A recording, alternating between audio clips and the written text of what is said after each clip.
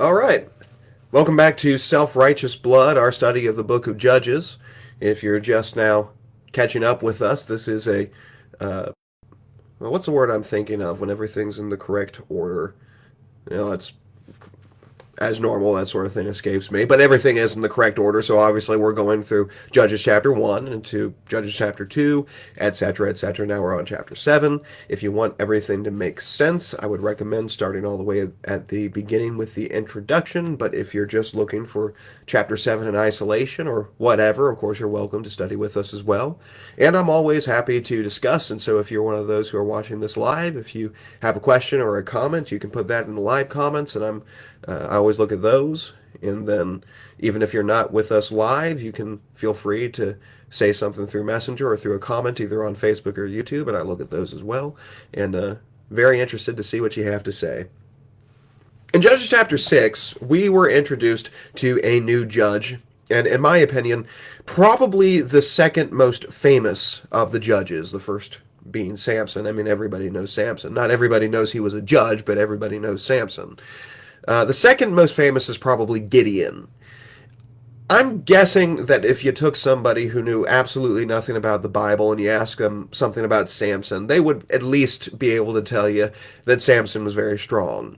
Gideon's a name that most people know, but I don't know if they could actually tell you anything about Gideon, so he's this really interesting character to me.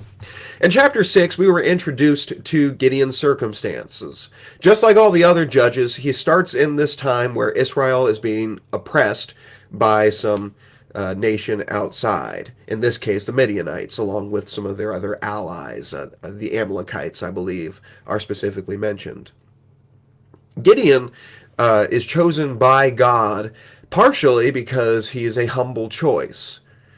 Now, I think Gideon is a little bit exaggeratory when he says that he is the least in his father's house, and his father's house is least in his tribe, and his tribe is least among Israel. I think there's a couple of those which are demonstrably untrue. I'm not saying that he's lying, I just think he exaggerates for effect here. God chooses Gideon specifically for those reasons, though. So what we saw in chapter 6 was, 1, Gideon is chosen because he's not this big burly guy who looks like he could defeat a whole bunch of people all at once by himself. And what we saw was, first of all, God proved who he was through signs. Then he commanded Gideon to do something to destroy his father's altars to Baal and to Asherah. And after he did this, he gained a new nickname for himself that was Jerubbaal, which means let Baal contend against him, because the people of his village wanted to kill Gideon for this, but his father managed to quell them by essentially saying, who's going to contend for Baal? If this is a god, he should be able to contend for himself. So the name Jerubbaal means Baal, let Baal contend against him, and that's how Gideon got that nickname. And then the chapter ended by God showing Gideon a couple more signs. Now, if Gideon were acting in a 100% rational way, he should not have needed those signs. But God is merciful.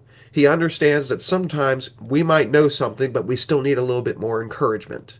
And so that's what he does for Gideon there. And those signs in particular were that sign of the fleece. Remember the first time? The fleece. He leaves a fleece out overnight, and it's soaking wet in the morning, and the ground is bone dry. And then the next morning, the opposite happens, just to prove who God is. So now Gideon knows absolutely who God is. It's time for the delivering part that these deliverers do. So we start over in Judges chapter 7, beginning in verse 1. Then Jerubbaal, that is Gideon, and all the people who were with him rose early and encamped beside the spring of Harod, and the camp of Midian was north of them by the hill of Morah in the valley. Give me just 1 second. I just read something there that I had not noticed before, as often is the case. And I'm curious about one thing. Okay, interesting. I've always pronounced Gideon's nickname as Jerubbaal, but the ESV here has it as Jerubbaal. There's 2 B's, but there's nothing in between it. So I'm not sure why. I suppose it still could be Jerubbaal, and I'm not really sure why I pronounce it that way. I suppose I just heard it that way growing up. And I've always said there's two ways to pronounce things. There's the preacher's way of pronouncing things, and then there's the correct way. And I tend to go towards the preacher's way. So I apologize for that slight tangent there. I was just a little curious. So we see that he is gathering his armies together in these verses. And he is at the hill of Morah in the valley. Verse 2, the Lord said to Gideon, the people with you are too many for me to give the Midianites into their hand, lest Israel boast over me, saying, my own hand has saved me. Now therefore proclaim in the ears of the people, saying, whoever is fearful and whoever is trembling, let him return home and hurry away from Mount Gilead. Then 22,000 of the people returned, and 10,000 remained. So what we have happening here is Gideon has for himself an army of 32,000 men. And God says that's too many men. Now, when you find out pretty fast, at least in the next chapter, is that the armies of the Midianites still vastly outnumber that army. But God says that's too many people, and this is why. Everybody needs to know that the reason you are free from the oppression of the Midianites is because I have freed you from them, not because you freed yourselves. We've seen similar themes to this with some of the other judges. You remember, for example, how when Barak led his army against the Canaanites, it is thought that there was a storm that happened at that time. Or you can see the similar things happening with Ehud, or really with any of the judges. God is giving them victory, and it's clear that God is. But perhaps in the case of Gideon, more than any of the other judges up until this point, God is really hammering in the point, no, the Israelites are not freeing themselves from this oppression. It is the Lord who is freeing them from that oppression. So he starts by choosing a weak-looking leader. Once again, I don't think he was probably all that weak compared to a whole lot of other Israelites, but not all that impressive. And he's going to do this again, this time, with the army that leader is raising. So nobody's going to say it was because how great Gideon is. That's why the people were released. And nobody is going to say it's because of how great Gideon's army was. That's why the people were released. And so God says, you got too many people. This is what you're going to do. You're going to take them and you're going to say, anybody who does not feel like fighting, anybody who's scared, go home. And so 22,000 of the people go home. I'll talk about that again in a moment, but I'd also like to talk about the second thing that God uses to whittle the people down. Verse 4, and the Lord said to Gideon, the people are still too many. Take them down to the water, and I will test them for you there, and any one of whom I say to you, this one shall go with you, and any one of whom I say to you, this one shall not go with you, shall not go. So he brought the people down to the water, and the Lord said to Gideon, everyone who laps the water with his tongue, as a dog laps, you shall set by himself. Likewise, everyone who kneels down to drink. And the number of those who lapped, putting their hands to their mouths, was 300 men. But all the rest of the people knelt down to the water to drink. And the Lord said to Gideon, with the 300 men who lapped, I will save you, and give the Midianites into your hand, and let all the others go, every man to his home. So the people took provisions in their hands and their trumpets, and he sent all the rest of Israel, every man to his tent, but retained the 300 men, and the camp of Midian was below him in the valley.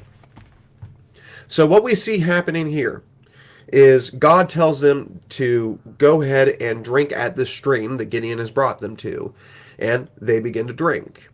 Most of the men drink by, and I don't really know how I would do this personally. I've never drank straight from a stream before. I recommend you don't either, because that's a good way to find out about some interesting new diseases. So I've never done this before, although my guess is I would probably be among the majority. When they drink, they go ahead and they kneel down to the water, and they drink directly from the stream. 300 of them, remember there's 10,000 at this point, only 300 of them decide to drink like this. They cup the water in their hands and they start lapping from it. And God says the 300 who lapped, that's who you're going to take to defeat the Midianites. Everybody else goes home. So, there's a lot of speculation as to why God divided the men in this way. Some people believe that he's choosing the strongest, and that certainly would be supported by that first division, right? I mean, the brave people who want to fight. Obviously, that's better than the people who are feel like they're there by compulsion. There are other times in the Bible when this sort of thing is said, and it's almost like a challenge, right? You're not. It doesn't seem like you're supposed to say, "Yeah, actually, I want to go home," but most of them actually do. Okay, well, better that you go home then, I suppose. Now we only have the bravest. And then some will say that there's something similar going on over here, that those who drink the water like this, they're being less efficient, but they're being more vigilant, looking out for the enemy. And while I suppose that's a possibility, I don't agree with it. I think actually in both cases, God was just arbitrarily choosing. He was finding something to divide the men based on, and then whichever the lesser group was going to be, that was going to be the one he picked. I think that had less people wanted to go home than the majority, I actually think he would have picked those ones. And yes, there's no strategic advantage in doing that, but are you telling me God couldn't have strengthened their hearts to make even the cowards the vessels by which he would rout the Midianites? That's my thinking towards it, although I wouldn't necessarily outright dismiss somebody who believes there's a tactical advantage to this. But I don't think that's the point. I think God is arbitrarily dividing the people until he can get enough so that it is so ridiculously, insanely obvious it is not by the people that this is happening. And so God divides the Israelites. Verse 7. And the Lord said to Gideon, with the 300 men who lapped, I will save you and give the Midianites into your hand, and let all the other men go to his home. So the people took provisions in their hands and their trumpets, and he sent all the rest of Israel, every man to his tent, but retained the 300 men. And the camp of Midian was below him in the valley. So the 300 men have now gone up to this hill, and you have their camp up there, and surely the Midianites can see their camp as well. That same night, the Lord said to him, arise and go down against the camp, for I have given it to your hand. But if you are afraid to go down to the camp with Purah, your servant. And you shall hear what they say, and afterwards your hand shall be strengthened to go against the camp. Then he went down with Purah, his servant, to the outpost of the armed men who were in the camp. And the Midianites and the Amalekites and the people of the east lay along the valley like locusts in their abundance, and their camels were without number, as the sand that is on the seashore, in abundance.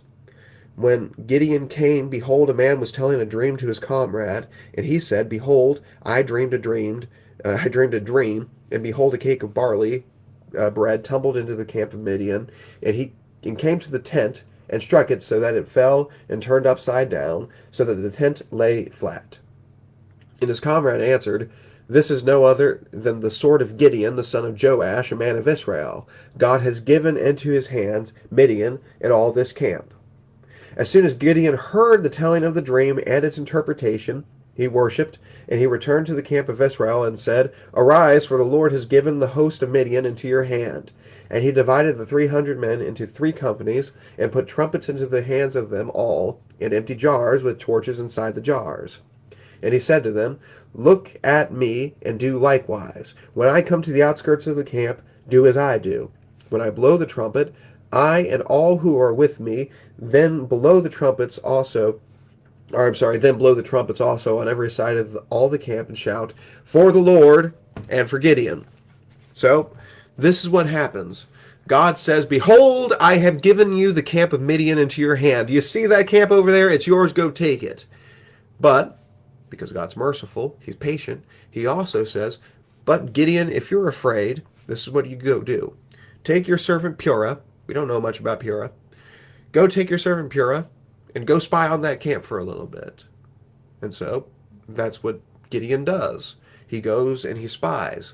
Now, when you first see the report, it doesn't look good. It says that these soldiers are like locusts on the land. That just means there's a whole lot of them. The reason that locusts are so destructive on whatever land they happen to be is because there's so many of them. They go and they eat everything. And it's a small bug, but when you have millions of them, they're going to do some damage. He also said, and it says the same thing about their livestock and their weapons of war. I can't remember, what was it, camels that we had just read.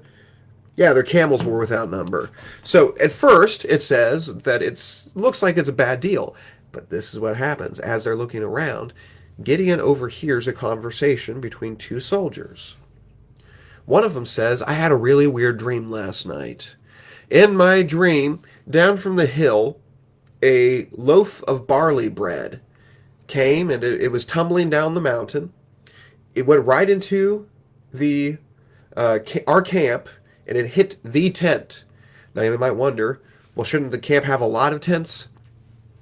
If I remember correctly, the word that is being used here basically means pentagon, which would indicate it's a pretty large tent and likely indicating that this is either their king's tent or whoever the commander of the army's tent is. So this bread goes to the command tent and it hits it and it causes it to collapse.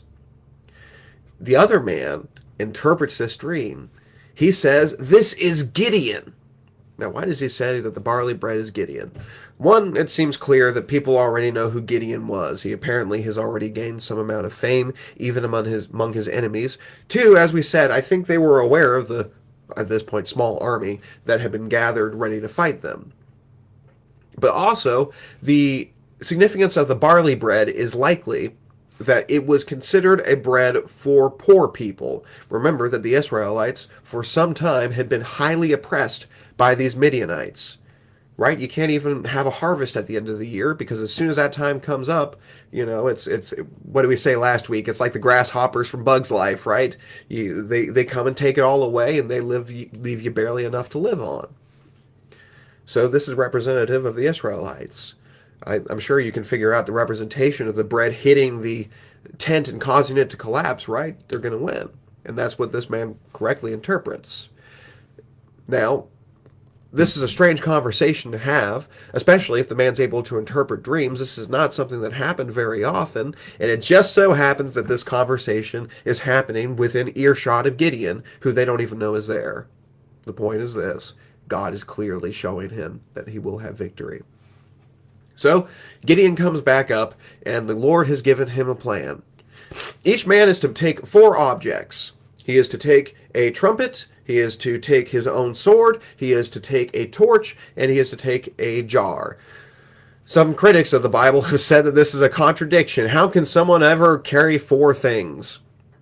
Well, there's a pretty easy explanation for that, isn't there? One, who says you have to be holding all 4 objects at once? 2, a couple of these objects are specifically designed so that you don't have to have a hand on it at all times. The trumpets that they were likely using at this time did not require that. They were often made to go around the back. Obviously, a sword doesn't need to be held at all times. Oh, I got something to illustrate this. Give me 1 second. This is not the kind of sword they would be using, but this is my cheap replica of a Roman sword, but you can see the reason why they didn't have to have a hand on the sword at all times, because swords have sheaths. So you can just, keep it on your belt at all times. And so that leaves us down to 3 objects, or really 2, because a trumpet doesn't need to be carried at all times, not if it's designed a particular way. And also, they were carrying the jar and the torch in one hand. The point of the jar was so that the torch could remain lit, and they're going to be sneaking over there at night. The torch can remain lit, but they're not going to be seen until a particular point. So it's an absurd criticism to say that they couldn't possibly have held 4 things at once. They very easily could have. In fact, it's possible that they had a free hand while they were traveling down. So here's the plan. They're going to be taking these, and at the signal, they are all supposed to start smashing these so that the torches become clear. They're supposed to be blowing their trumpets, and they're supposed to shout a sword for the Lord and a sword for Gideon. Let me explain this a little bit more here in a bit, but let's see the results first. So Gideon and the 100 men who were with him came to the outskirts of the camp at the beginning of the middle watch. By the way, the middle watch is about 10 o'clock at night. And they had just set the watch, and they blew the trumpets and smashed the jars that were in their hands. Then the three companies blew the trumpets and broke the jars. They held in their left hands the torches, and in their right hands the trumpets to blow, and they cried out, "A sword for the Lord, and a sword for Gideon." Every man stood in his place around the camp, and all the army ran. They cried out and fled.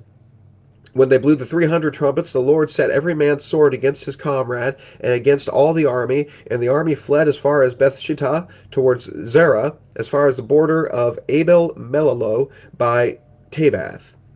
And the men of Israel were called out from Naphtali and from Asher and from all of Manasseh, and they pursued after Midian.